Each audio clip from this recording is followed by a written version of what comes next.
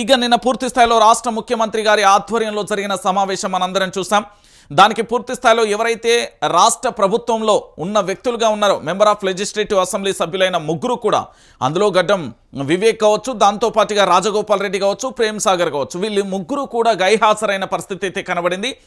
ఎందుకు గైహాజరయ్యారనేది ఇప్పటివరకు అయితే సమాచారం లేదు. ముఖ్యమంత్రి గారు వద్దన్నారా, లేకపోతే వీళ్ళే ఆ సమావేశానికి డుమ్మా కొట్టారా అనేది కూడా మనకు తెలియాల్సిన పరిస్థితి అయితే కనబడుతుంది. సో మొత్తానికి కాంగ్రెస్ పార్టీకి సంబంధించి రేవంత్ రెడ్డి గారి సారథ్యంలో జరిగిన ఈ పంచాయతీ ఒకసారి మనం చూసే ప్రయత్నం చేద్దాం. కాంగ్రెస్ పార్టీలో కొత్త పంచాయతీ, రాజకీయ దుమారం రేపుతున్న బీఆర్ఎస్ ఎమ్మెల్యేల వ్యాఖ్యలు, ప్రభుత్వాన్ని కూల్చేందుకు వ్యాపారులు ప్రయత్నిస్తున్నారని ఆరోపణలు, అధికార పార్టీ ఎమ్మెల్యేలను కొనేందుకు ప్లాన్, సొంత పార్టీ పైన కూడా విమర్శలు చేసిన కొత్త నేతలు అంటూ కూడా చూడొచ్చు. ఇటు కొత్త ప్రభాకర్ వ్యాఖ్యలకు కాంగ్రెస్ కౌంటర్, కాంగ్రెస్ నాయకులకు టెస్టు చేయించుకోవాలి కొత్త ప్రభాకర్ రెడ్డి.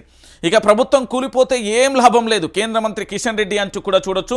అయితే కాంగ్రెస్ పార్టీకి సంబంధించి ప్రభుత్వం ఎలా కూలిపోతుంది, ఏ విధంగా కూలిపోతుంది అనేది కూడా ఒక్కసారి మీకు చెప్పే ప్రయత్నం చేస్తాను. ఎందుకంటే ఇలా పొద్దుగాలనే నిన్న 3 డిఫరెంట్ స్టేట్మెంట్లు చూస్తున్నాను నేను. ఒకటి కిషన్ రెడ్డి గారిది, ఒకటి ఈ పంచాయతీకి మొత్తం ఆజ్యం పోసిన కొత్త ప్రభాకర్ రెడ్డిది, దాంతోపాటుగా పొంగులేటి శ్రీనివాస్ రెడ్డి. ఒకసారి ఇక్కడ చూద్దాం. ఎమ్మెల్యేలను కొనాల్సిన అవసరం మాకు లేదు, మీ ఎమ్మెల్యేల పైన నమ్మకం లేకనే మా 10 మందిని మీరు లాక్కున్నారు, ప్రభుత్వాన్ని పడగొడతామని మేము అనలేదు, ప్రజలు అనుకున్నదే చెప్పా కొత్త ప్రభాకర్ రెడ్డి. తోగుంటలో చేసిన వ్యాఖ్యలపై వివరణ ఇచ్చిన కొత్త ప్రభాకర్ రెడ్డి అంటూ కూడా చూసిన పరిస్థితి కనబడుతుంది. ఎమ్మెల్యేలను కొనాల్సిన అవసరం మాకు లేదు, పూర్తి స్థాయిలో ఎమ్మెల్యేలకు సంబంధించి మా ఎమ్మెల్యేలనే మీరు లాక్కున్న పరిస్థితి కనబడుతుంది. మీకు ఎమ్మెల్యేలు అంటే మీ ప్రభుత్వంలో ఉన్న ఎమ్మెల్యేల మీద మీకు నమ్మకం లేకపోవడం, ఆల్రెడీ ఆ ప్రభుత్వానికి సంబంధించి పూర్తి స్థాయిలో 60 పైచిలకు ఉన్న ఎమ్మెల్యేల మీద నమ్మకం లేకనే బీఆర్ఎస్ పార్టీలో ఉన్న 10 మందిని లాక్కున్నారు. మీ ఎమ్మెల్యేల మీద మీకు నమ్మకం లేకపోతే మాకేంటి పరిస్థితి, మేము ప్రభుత్వాన్ని కూల్చాలని నేను అనేది. తెలంగాణ రాష్ట్ర వ్యాప్తంగా ఉన్న పూర్తి స్థాయిలో ప్రజలందరూ కూడా ముక్త కంఠంతో ఏకైక నినాదంతో పూర్తి స్థాయిలో వాళ్ళు చేస్తున్న నినాదం ఒకటే, కాంగ్రెస్ ప్రభుత్వం వద్దురా నాయన, ఎంత తొందరగా దిగితే అంత మంచిదిరా నాయన అనే కాడ తెలంగాణలో ఉన్న చాలామంది ప్రజలు కూడా వాళ్ళు ఆగ్రహాన్ని వ్యక్తం చేస్తున్నారు అంటూ కూడా చెప్పిన పరిస్థితి. మీ ప్రభుత్వాన్ని మేము దించలేదు, ప్రభుత్వం ప్రజలు అనుకున్నది మాత్రమే నేను చెప్పానంటూ కొత్త ప్రభాకర్ రెడ్డికి సంబంధించి వివరణ ఇచ్చారు. అయితే ఈ అంశానికి కౌంటర్గా మంత్రి పొంగులేటి శ్రీనివాస్ రెడ్డి కీలక వ్యాఖ్యలు చేశారండి. ఎమ్మెల్యేలను కొంటారా, దమ్ముంటే ఎంతమందిని కొంటారో కొనండి, ప్రభుత్వాన్ని కూల్చే ఆలోచన కేసీఆర్దే, మంత్రి పొంగులేటి శ్రీనివాస్ రెడ్డి. అయితే ఈ పొంగులేటి శ్రీనివాస్ రెడ్డి గారికి తెలియదు కావచ్చు, నేను చాలా క్లారిటీగా చెప్తాను ఏంటండి. బీఆర్ఎస్ పార్టీ అధినేత కల్వకుంట్ల చంద్రశేఖరరావు గారు 2023లో ఫలితాలు తారుమారైన తర్వాత కాంగ్రెస్ పార్టీ నుండి ఇప్పుడున్న మంత్రులలో 2 మంత్రులు, నేను ఒక 10 మందిని తీసుకొస్తా, ఇంకో మంత్రి ఇంకో 10 మందిని తీసుకొస్తారు, 20 మంది వస్తాం, పూర్తి స్థాయిలో ప్రభుత్వాన్ని ఏర్పరచమని ఇదే కాంగ్రెస్ పార్టీకి సంబంధించిన మంత్రులు 2 మంత్రులు చాలా రకాలుగా రిక్వెస్ట్ చేసారు, అనేక రకాలుగా ప్రయత్నాలు చేసారు. ఎంతలా అంటే ఆల్మోస్ట్ తెలంగాణలో ఉన్న కాంగ్రెస్ పార్టీ వద్దు అనేది ఆ పార్టీకి సంబంధించిన సీనియర్ నాయకులే గగ్గోలు పెట్టి కేసీఆర్ దగ్గరికి వస్తే, మనం రాజ్యాంగం ప్రకారం అంటే ప్రజలు ఇచ్చిన తీర్పును మనం గౌరవించాలి, ప్రజలు ఏ తీర్పు అయితే ఇచ్చారో ఆ తీర్పు ప్రకారం మనం పనిచేయాలి, పూర్తి స్థాయిలో తెలంగాణలో ప్రజా తీర్పును మనం గౌరవించాలి అంటూ రాష్ట్రానికి సంబంధించిన బీఆర్ఎస్ అధినేత కల్వకుంట్ల చంద్రశేఖరరావు గారు రాజకీయ హుందాతనంతోనే చెప్పారు. ఒకటి. ఇంకోటి రెండోది ఏంటి అంటే, ఇక్కడ కాంగ్రెస్ ప్రభుత్వాన్ని కూల్చడానికి బీజేపీ బీఆర్ఎస్ ప్రయత్నం చేయట్లేదు, మీ పార్టీకి సంబంధించిన సొంత పార్టీ ఎమ్మెల్యేలే చేస్తున్న పరిస్థితి కనబడుతుంది. దీంట్లో ఉదాహరణ కూడా 3-4 ఉదాహరణలు ఉన్నాయి.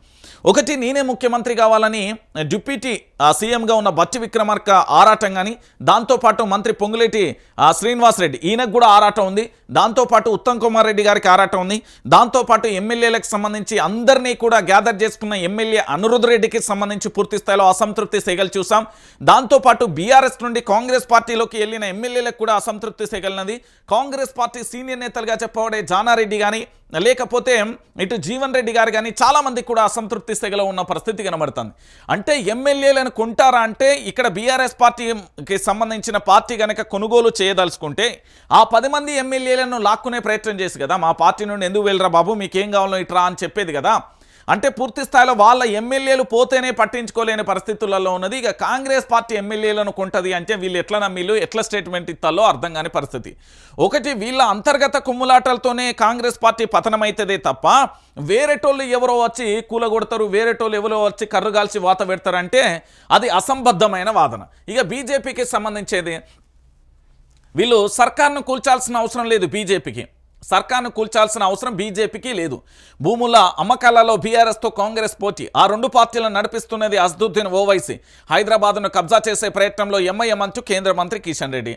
సరే, మొత్తానికి భారతీయ జనతా పార్టీ కూడా పూర్తి స్థాయిలో తెలంగాణలో ప్రభుత్వాన్ని అస్థిరపరిచి ప్రభుత్వాన్ని కూల్చే ఉద్దేశం భారతీయ జనతా పార్టీకి సంబంధించి నేతలకు కూడా లేదు అనేది కిషన్ రెడ్డి గారి ఓపెన్ స్టేట్మెంట్. ఈ ఓపెన్ స్టేట్మెంట్ను నేను మళ్ళీ చెప్తున్నా, దీన్ని గుర్తుపెట్టుకోండి.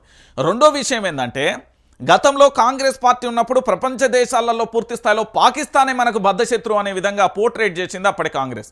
ఈరోజు తెలంగాణలో కూడా కేవలం ఎంఐఎం పార్టీ మాత్రమే తెలంగాణకి ఏదో కీడి చేస్తుంది, తెలంగాణలో పూర్తి స్థాయిలో ఎంఐఎం పార్టీ అంటేనే ఒక బద్ధశత్రువులా చూసే ప్రయత్నం చేస్తున్నది. తెలంగాణ రాష్ట్ర వ్యాప్తంగా కూడా హైడ్రాకు సంబంధించి పట్టించుకోలే, మూసీకి సంబంధించి పట్టించుకోలే, దాంతోపాటు నిరుద్యోగులకు సంబంధించి పట్టించుకోలే, ఆఖరికి గ్రూప్ 1 పేపర్కు సంబంధించిలో స్కామ్ జరిగిందంటే పట్టించుకోలే, దాంతోపాటు ఆటో డ్రైవర్లు చనిపోతా అంటే పట్టించుకోలే, దాంతోపాటుగా జర్నలిస్టుల మీద దాడులు జరుగుతుంటే పట్టించుకోలే, దాంతోపాటు హైదరాబాద్ సెంట్రల్ యూనివర్సిటీ భూములు అమ్ముతాంటే పట్టించుకోలే, దాంతోపాటు తెలంగాణ రాష్ట్ర వ్యాప్తంగా రైతులు ఆందోళన చేస్తుంటే పట్టించుకోలే, రుణమాఫీ విషయంలో పట్టించుకోలే, రైతు భరోసా విషయంలో పట్టించుకోలే, కరెంటు లేక ఇబ్బంది పడతా ఉంటే పట్టించుకోలే, నీళ్లు లేక ఇబ్బంది పడతా ఉంటే పట్టించుకోలే, దాంతోపాటుగా ఇక్కడ ఉండే చాలా వరకు కూడా సమస్యలు ఉంటే పట్టించుకోలే. కానీ ఏమన్నంటే ఎంఐఎం పార్టీ అంటే పతంగి పార్టీని బద్ధశత్రువు చేసే ప్రయత్నం చేస్తున్నదే తప్ప అక్బరుద్దీన్ అసదుద్దీన్ ఓవైసీకి సంబంధించి వాళ్ళని పూర్తి స్థాయిలో వాళ్ళు ఎవరండి ప్రభుత్వాన్ని నడిపించడానికి నాకు అర్థం కాదు. అసదుద్దీన్ ఓవైసీ ఎవరు, అక్బరుద్దీన్ ఓవైసీ ఎందుకు ప్రభుత్వాన్ని వాళ్ళు నడిపిస్తారు? ప్రభుత్వాన్ని నడిపిస్తున్నది ఇక్కడ యనుమల రేవంత్ రెడ్డి గారు. గతంలో ప్రభుత్వాన్ని నడిపించింది కల్వకుంట్ల చంద్రశేఖరరావు గారు. భారతీయ జనతా పార్టీకి కనిపించేది ఒకే ఒకటి, ఇది ఒకటే. ఏమన్నంటే ఏది ముస్లింలను టార్గెట్ చేయడం. ముస్లింలు టార్గెట్ చేయడం అనేది చాలా తప్పు. నేను చెప్తున్నా కదా, పూర్తి స్థాయిలో కూడా ఒక పార్టీని ఏంది అంటే వాళ్ళ తప్పులు చేస్తే విమర్శించడంలో తప్పు లేదు. కానీ పదే పదే వాళ్ళు మరి కేంద్ర మంత్రి మీరే ఉన్నారు, ఇంకో కేంద్ర మంత్రి బండి సంజయ్ ఉన్నారు. అంతగానో ఉంటే పాత వస్తీ మీద పూర్తి స్థాయిలో మొత్తం జల్లెడబట్టుర్రి. అదేది లేదు కానీ అంత సోదిరామాయణ పెట్టుకొని ముంగటేసుకుంటారు. సో ముగ్గురు స్టేట్మెంట్ కూడా మనం చూసిన పరిస్థితి కనబడుతుంది. సో ఇప్పుడు చర్చిద్దాం. ఇక్కడ విషయం ఏంటి అంటే, కాంగ్రెస్ పార్టీలో పంచాయతీ ఎట్లా మొదలైంది అనేది మొదటి నుండి చూద్దాం. ఎందుకంటే తెలంగాణ రాష్ట్ర వ్యాప్తంగా పూర్తి స్థాయిలో కూడా తెలంగాణ యావత్తు సమాజానికి కూడా తెలియాలి కదా. అయితే 2028లో అధికారంలోకి వచ్చినప్పుడు పూర్తి స్థాయిలో ముఖ్యమంత్రి పీఠం కావాలని ముగ్గురు పంచాయతీ పెట్టుకున్నారు. దాంట్లో ఒకటి రేవంత్ రెడ్డి. నేను మొదటి నుండి ఇక్కడ నేనే పంచాయతీ పీసీసీ అధ్యక్షుడిగా ఉన్నా, నేనే పార్టీని అధికారంలో తీసుకొచ్చిన ఈయనే చెప్పిండు. బట్టి విక్రమార్కనేమో నేనే పూర్తి స్థాయిలో కూడా ఏంది అది పాదయాత్ర చేసి ప్రజలలో చైతన్యం కల్పించిన, నేనే పార్టీని అధికారంలో తీసుకొచ్చిన అని బట్టి విక్రమార్క చెప్పారు. దాని తర్వాత ఉత్తమ్ కుమార్ రెడ్డి నా యొక్క మంచి ఆలోచనలు వ్యూహాల వల్లనే అధికారంలోకి వచ్చిందని వారు చెప్పిన పరిస్థితి కనబడ్డది. సో మొత్తానికి ఈ ముగ్గురి పంచాయతీలలో రేవంత్ రెడ్డికి సంబంధించి మద్దతు తెలిపిలు ఎవరైతే శాసనసభ పక్షానికి సంబంధించి అంటే ఎమ్మెల్యేలకు సంబంధించి పూర్తి స్థాయిలో కూడా వాళ్ళ మద్దతు తెలిపిలు ముఖ్యమంత్రి అయినాడు. అయితే రేవంత్ రెడ్డి ముఖ్యమంత్రి కావడాన్ని ఇష్టం లేని చాలామంది నేతలు ఉన్నారు. ఒకరు కాదు, ఇద్దరు కాదు, చాలామంది నేతలు ఉన్నారు. దీంట్లో కోమటిరెడ్డి బ్రదర్స్కు సంబంధించి గతంలో ఆరోపణలు మీరు ఒకసారి గూగుల్లోకి వెళ్ళినా, యూట్యూబ్లోకి వెళ్ళినా, లేకపోతే ఇతరత్ర సోషల్ మాధ్యమాల్లోకి వెళ్ళినా గతంలో వీళ్ళు చేసిన విమర్శలు మీకు కళ్ళ కట్టినట్టుగా కనబడతాయి. దాంతోపాటు ముఖ్యమంత్రిగా ఇష్టం లేనిది జగ్గారెడ్డికి సంబంధించి కూడా గతంలో కూడా మీరు చూస్తారు రేవంత్ రెడ్డి మీద ఎలాంటి వ్యాఖ్యలు చేశారు. దాని తర్వాత హనుమంతరావుకు సంబంధించి కూడా పూర్తి స్థాయిలో వ్యాఖ్యలు చేసిండు. ఆ వ్యాఖ్యలన్నీ కూడా ఎట్లుంటాయో మీరు చూడండి. ఇక దాంతోపాటుగా పూర్తి స్థాయిలో బట్టికి సంబంధించి కూడా లోపల సీఎం కావాలనే ఆలోచనలు ఇక మరికొంతమంది మంత్రులు కూడా ఉన్న పరిస్థితి కనబడుతుంది. అది మనందరికీ తెలిసిన విషయం. సో రేవంత్ రెడ్డి ముఖ్యమంత్రి కావడాన్ని వీళ్ళు ససేమిరా ఒప్పుకోలేదు అనేది వాస్తవమైన విషయం. ఇది తెలంగాణలో ఉన్న ప్రతి బిడ్డకు కూడా తెలిసిన విషయం. ఇక బట్టి విక్రమార్కకు సంబంధించి తన వ్యూహాలను తాను అమలు చేస్తూ పూర్తి స్థాయిలో ప్రజల్లోకి వెళ్లే ప్రయత్నం చేశాడు. సో ఇక్కడ రేవంత్ రెడ్డి గారి స్కెచ్ల ముంగట, రేవంత్ రెడ్డి గారి ప్రణాళిక ముంగట ఎంతటి వాడైనా చిత్తు కావాల్సిందే. తాను ఏదైనా అనుకున్నాడు అంటే ఖచ్చితంగా చేయగలుగుతాడు. దాంట్లో ఫుల్ కాన్ఫిడెన్స్గా నేను చెప్తాను. రేవంత్ రెడ్డి పూర్తి స్థాయిలో రేవంత్ రెడ్డి తర్వాత నెంబర్ 2 ఎవరంటే నేనే అని మన పొంగులేటి శ్రీనివాసరెడ్డి పెద్ద పంచాయతీ చేసాడు. ఈ పొంగులేటి శ్రీనివాసరెడ్డికి సంబంధించిన ఈడీ దర్యాప్తు జరిగింది. దానికి సంబంధించిన పత్రికా ప్రకటన లేదు. దాని తర్వాత పొంగులేటి శ్రీనివాసరెడ్డికి సంబంధించిన ఫామ్ హౌస్ పంచాయతీ అయింది, దాని గురించి ప్రచారం లేదు. దాంతోపాటు పొంగులేటి శ్రీనివాసరెడ్డికి సంబంధించిన కాంట్రాక్ట్ బిల్లులను చెల్లించుకున్నారు అని చెప్పారు, దాని గురించి పంచాయతీ లేదు.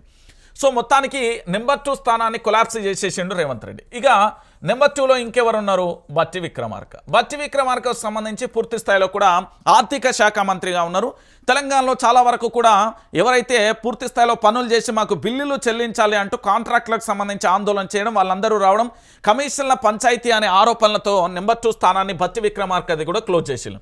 ఇక దాంతో పాటుగా ఇంకొక విషయం ఏంటంటే, ఇదే పొంగులేటి శ్రీనివాసరెడ్డిగా ఎమ్మెల్యేలుగా 10 మంది రహస్య సమావేశమైనలు. దాంట్లో అనిరుద్ధ రెడ్డి గారి సారథ్యంలో పూర్తి స్థాయిలో వాళ్ళ ఫామ్ హౌస్లో 10 మంది ఎమ్మెల్యేలు పూర్తి స్థాయిలో సమావేశమై వాస్తవాలు ఏంది అంటే పొంగులేటి శ్రీనివాసరెడ్డి మీద ఎలిగేషన్ పెట్టి మీ ప్రభుత్వంలో ఉండకపోవడమే మంచిదే అనే కాడికి వచ్చిన విషయం మీ అందరికీ తెలిసిన విషయం. ఇక దాని తర్వాత రేవంత్ రెడ్డి గారికి పూర్తి స్థాయిలో కూడా ఇంటిపోరు, ఇదంతా ఇంటిపోరు అండి, అంటే కాంగ్రెస్ పార్టీకి సంబంధించిన ఇంటిపోరు ఇదంతా కనబడింది. ఇక నెంబర్ 2 ఏంటంటే, ఇక్కడ పూర్తి స్థాయిలో కూడా కాంగ్రెస్ పార్టీ అంటే ఏఐసిసి దూతలు కావచ్చు, అంటే తెలంగాణ రాష్ట్రానికి ఇన్ఛార్జిగా వచ్చిన దీపాదాస్ మున్షికి సంబంధించి ఏదో షాడో ముఖ్యమంత్రిగా వ్యవహరించే ప్రణాళిక కానీ షాడో ముఖ్యమంత్రిగా వారు ప్రవర్తించే తీరు చూసాం. దాని తర్వాత మీనాక్షి నటరాజన్ కూడా అదే పరిస్థితి. వీళ్ళు ఏఐసిసి దూతలుగా తెలంగాణ రాష్ట్రానికి వచ్చినప్పుడు, ఏఐసిసి దూతలుగా వాళ్ళు ఇక్కడికి వచ్చినప్పుడు వాళ్ళు గాంధీ భవన్లో కృషి చేసుకొని కూకోవాలి, కానీ డాక్టర్ బాబాసాహెబ్ అంబేద్కర్ పేరు పెట్టుకున్న మన గౌరవ సచివాలయం అంటే తెలంగాణ రాష్ట్రానికి పరిపాలనకు సంబంధించి 4 కోట్ల మంది జీవితాల తలరాతను మార్చే సచివాలయంలో పోయి పూర్తి స్థాయిలో అక్కడ కూర్చున్న పరిస్థితి కనబడుతుంది. అంటే తెలంగాణ రాష్ట్ర వ్యాప్తంగా మనందరం కూడా ఆలోచించాల్సిన విషయం ఏంటంటే, సచివాలయంలోనికి దీపాదాస్ మునిషి వచ్చింది, దాంతోపాటు మీనాక్షి నటరాజన్ వచ్చింది. ఈ ఇన్ఛార్జీలతోని రాష్ట్ర ముఖ్యమంత్రి యనుమల రేవంత్ రెడ్డికి కూడా కొత్త పంచాయతీ మొదలైంది. అంటే పూర్తి స్థాయిలో కూడా మీరందరూ కూడా ఆలోచించండి, రేవంత్ రెడ్డికి అస్త్రశస్త్రాలు ఎంత సిద్ధం చేసుకున్నా కూడా ఏదో రకంగా కూడా పూర్తి స్థాయిలో పంచాయతీ మొదలైంది. ఇది నెంబర్ 2. ఇక ఈ నెంబర్ 3 అంటే ఇప్పుడు జరుగుతున్న ఎపిసోడ్ ఏంటంటే, ప్రభుత్వాన్ని ఎవరు కూల్చట్లేదండి. ఇది చాలా క్లారిటీ. నేను మళ్ళీ చెప్తున్నా, బీఆర్ఎస్ పార్టీ అధినేత కల్వకుంట్ల చంద్రశేఖరరావు గారికి ప్రభుత్వాన్ని కూల్చే ఆలోచన లేదు. దాంతోపాటు భారతీయ జనతా పార్టీకి సంబంధించిన నేతలకు ప్రభుత్వాన్ని కూల్చే ఆలోచన లేదు. ఒకవేళ వీళ్ళ ప్రభుత్వాన్ని కూల్చదలుచుకుంటే పొంగులేటి శ్రీనివాసరెడ్డి ప్రభుత్వాన్ని కూల్చొచ్చు, లేదా బత్తి విక్రమార్క ప్రభుత్వాన్ని కూల్చొచ్చు, లేకపోతే మొన్నటి వరకు సమావేశమైన ఎమ్మెల్యేలందరూ కూడా పార్టీని పతనం చేయవచ్చు, లేదా ఇదంతా లేకపోతే కూడా తెలంగాణలో ఉన్న రియాల్టర్స్ కానీ పారిశ్రామికవేత్తలు కానీ పూర్తి స్థాయిలో వీళ్ళ యొక్క పార్టీని కూల్చే ఆలోచనలో ఉన్నారు. ఈ ఎమ్మెల్యేల కొనుగోలు అనేది నిజంగా కూడా జరిగితే ఏంటి అంటే, ఎమ్మెల్యేలకు సంబంధించి కొనుగోలు చేయాలి, ఎమ్మెల్యేలకు సంబంధించి కనుక జరిగితే ఈ అంశాన్ని కనుక మనం చర్చించుకుంటే తెలంగాణ రాష్ట్ర వ్యాప్తంగా కూడా కాంగ్రెస్ పార్టీ ఎమ్మెల్యేలను కొనడానికి ఎవరూ ఇష్టం లేదు. తెలంగాణ ప్రాంత ప్రజలందరూ కూడా ఏంది అంటే అగ్గి మీద గుగ్గిలమైపోతున్నారు కాంగ్రెస్ పార్టీ మీద. అరే ఎందుకైనా ఈ కాంగ్రెస్ పార్టీని అధికారంలోకి తీసుకొచ్చుకున్నామా అనే ఒక బాధాకరమైన విషయంలో వాళ్ళు ఉన్నారు. ఎందుకు అంటే, పూర్తి స్థాయిలో వారు ఇచ్చిన 6 గ్యారెంటీలు కానీ 13 అంశాలు కానీ 420 హామీలు కానీ ఎక్కడా కూడా నెరవేర్చని పరిస్థితి కనబడింది. 10 సంవత్సరాల బీఆర్ఎస్ పాలన చూసిళ్ళు, అంతకుముందు ఉమ్మడి ఆంధ్రప్రదేశ్ పరిపాలన చూసిళ్ళు, ఈ 2 వ్యతిరేక శక్తులను చూస్తే ఇప్పుడు కాంగ్రెస్ పార్టీ అనేది తెలంగాణ యావత్తు సమాజానికి అర్థమైపోయింది. సో ఇప్పుడున్న పరిస్థితులలో రేవంత్ సర్కార్కు సంబంధించి పూర్తి స్థాయిలో కూడా ఇంటిపోరు ఇంతవరకు ఉన్నది. దాంతోపాటు బయటి పోరు అయితే మొదలు కాలేదు. కేవలం వీళ్ళ పార్టీకి సంబంధించిన ఎమ్మెల్యేలు మాత్రమే ఇష్టానుసారంగా వ్యవహరిస్తున్న తీరుతోని పూర్తి స్థాయిలో కూడా బాధపడే అవకాశం ఉన్నది.